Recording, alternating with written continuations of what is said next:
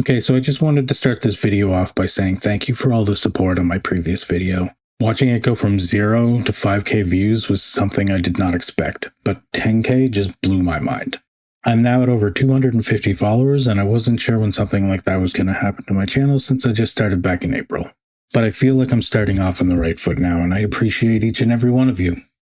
So let's talk physical media, starting with Blu-rays, and then we'll move on to some DVDs. Because yes, I still enjoy collecting DVD. These are my favorite pickups of 2024 so far.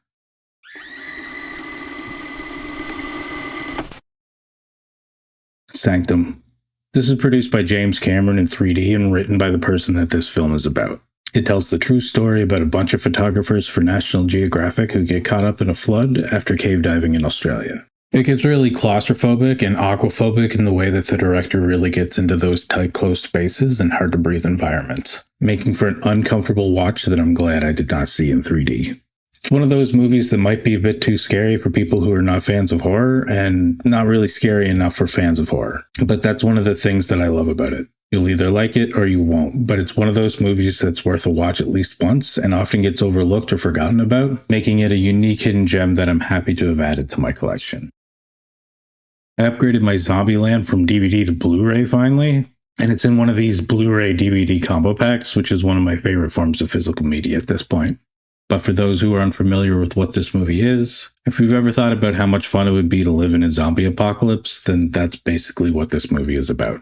It takes some time to get there, but it tells a good, wholesome story with a bit of romance, comedy, and shenanigans along the way, with a killer soundtrack that makes me love this movie still to this day. It's definitely a comfort food type watch for me. I do have its sequel on its way, but it's just in the mail at the time of filming this video. Alita Battle Angel. Why this movie took me so long to watch, I have no idea, but I just watched it for the first time this year and needed to own it right away. It didn't do very well at the box office in America when it originally came out, but as we know, that doesn't necessarily mean that a movie is bad. It just suffered from poor marketing and bad timing, like coming out on Valentine's Day when it isn't really a Valentine's Day movie, as well as using CGI to make the main character's eyes look like an anime, which just ended up making her look like she had a Snapchat filter on the entire time. But if you can get past that, this movie is gorgeous and is a work of art that is a must-see for anyone who's into anything cyberpunk, and there's a sequel to it coming out that's already in the works. Cooties. This is another zombie comedy about a zombie outbreak that takes place at an elementary school, but only the kids can get infected. It's silly, fun, the gore is gross, the script is funny, and once this movie picks up, it can actually get pretty fast-paced at parts. The students versus teachers side of this makes for an entertaining B-movie that I'm happy to have in my collection. If you like Shaun of the Dead and haven't seen Cooties, you should definitely check this one out. Summer of '84. This is another movie by RKSS, who are the Canadian trio that made Turbo Kid, which was the first movie that I chose to do a review for on YouTube. But instead of it being a science fiction horror comedy, they take more of a serious approach to make an actual horror movie about a serial killer in the 80s. It's nice to see that this has become less of a hidden gem over the years, but because of that, you're starting to see it go up in value.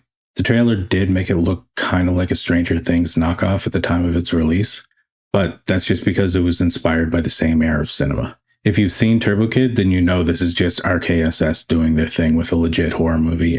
They even used the same band from the Turbo Kid soundtrack to get that John Carpenter-inspired synth vibe in the film. I'm not sure if I'm going to open this one yet or not. If someone comes over that needs to see it, then I gotta do what I gotta do, but for right now, I'm just gonna leave it sealed in its case. I can't recommend this one enough. It's probably my favorite hidden gem over the past decade. Strays. This is the most recent movie that I own in my collection, but if you haven't seen it already, it's an R-rated adventure comedy about a dog traveling miles to hunt down his previous owner and bite him in the... I think it's very loosely based on a true story, but kind of like Cocaine Bear was based on a bear that ate a bunch of cocaine and died. It's a very far-fetched story, but it's a funny one that actually made me laugh, which is rare for a lot of comedies these days. So I needed it, and I'm happy to own it. Ready or not? This is where my love for Samara Weaving truly began, and I'm probably not alone with that. For those of you that know what I like and what I don't like in horror movies, you know that I love a good scream performance, and this is one of Samara Weaving's best that I've seen so far. It's about a badass bride to be that is trying to survive her crazy in-laws that are trying to kill her is a game they play whenever a new member joins the family. It's a fun ride. Mayhem. This is another Samara Weaving film that's like Shaun of the Dead, The Purge, and Office Space mixed together with Stephen Yeun, who's the guy who played Glenn in The Walking Dead. It's about two people who've been wronged by a law firm that erupts into chaos after being put into quarantine from a mysterious virus that causes people to act out their wildest impulses. So yeah, it's a wild and fun movie that I'm happy to have added into my collection this year. Guns Akimbo. This is the last of my Samara Weaving pickups this year so far. It's about a video game developer played by Daniel Radcliffe, who inadvertently becomes the next participant in a real-life deathmatch that gets streamed online. But in order to do so, he gets guns strapped to his hands, which makes this movie really weird, but in a good way. It's a fun little action comedy that I'm happy to have added to my collection this year. Daniel Radcliffe has been known to play some pretty weird roles over the years, and this is definitely one of them, but it's also a really fun time. Pulse. This is another hidden gem from 2006 that often gets overlooked because when it originally came out, it felt a bit too much like a knockoff to The Ring, and I completely understand the comparisons with that one. It's kind of like if The Ring was a computer virus instead of a VHS tape, and it's even got that blue-green filter that The Ring uses, but if you can get past that, it's definitely a hidden gem that's worth a watch for anyone who's a fan of The Ring. But the real reason why this is here is because I also got the original Asian version of the film in with it from 2001, which is an absolute classic Asian horror movie. It just didn't come with a case, unfortunately. But both movies are good. Speaking of classics, this is an out-of-print and only on DVD in North America movie that was shipped to me loose in its case from thriftbooks.com, which is why I will never be ordering from them ever again. I can understand if the pins in the case were broken or damaged, but the case was fine. It was just a matter of someone making sure it was clipped in before sending it to another country. That's not the only issue that I've had with thriftbooks.com, but it's definitely the last one, because the discounts just aren't worth what you get in the mail. I'd be better off ordering things on eBay instead. So with that out of the way, Strange Days is a science fiction classic from 1995 about a virtual reality type drug that allows people to live through someone else's life experiences. And a former policeman who tries to track down what happened after one of these simulations shows him witnessing a murder. It's a very cyberpunk tech-noir film that I'm happy to have a copy of, even though I did need to get it resurfaced. Grave Encounters. This is one of my favorite supernatural movies and one of my favorite found footage films. And now I finally have a copy of my own. I've gotten this as gifts for people over the years, but I haven't actually picked up a copy for myself until recently. I do wish they didn't make the sequel to this because it's perfectly fine on its own and didn't really need anything else added to it. So to me, it's still a standalone film. It's about a ghost hunters type TV show that spends the night in a haunted insane asylum, and the only thing that gets found is the footage. I don't need to say much more than that. It's your typical low-budget found footage movie, but they do a good job with it compared to some of the other found footage movies that are out there. The only complaints that I've ever heard about this movie have been from people who weren't fans of found footage going into it. But I am very much so. They aren't always amazing, but this is one of the better ones that I'm happy to have in my collection, next to Wreck and the Blair Witch Project.